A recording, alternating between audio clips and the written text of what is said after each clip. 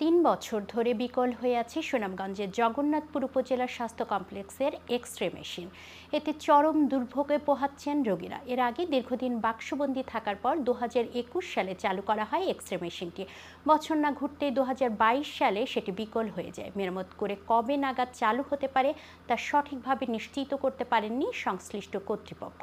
উপজেলার স্বাস্থ্য কমপ্লেক্স সূত্রে জানা যায়, ১৯৬৪ সালে জগন্নাথপুর উপজেলার স্বাস্থ্যকেন্দ্র স্থাপিত হয়।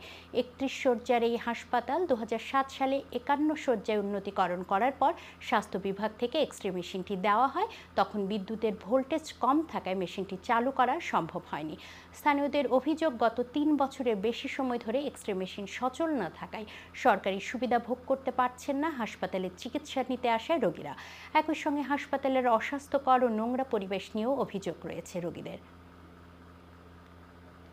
এটা সরকারি মারফতে পাওয়ার মতন না, এটা আমরা বাইরে চলিয়ে করাইয়া এন্ট্রি করি দিয়ে এখন আমরা ৫০০ টাকা জরিমানা লাগে। আইসি ঠিক আছে, যে বাইরে থেকে হালকা ওষুধ কিনে নিয়েছি বেশি। তাহলে আমরা বাইরে থেকে করা লাগে, বাইরে থেকে হয়ে গেলেই আমরা হয়েছে। এবং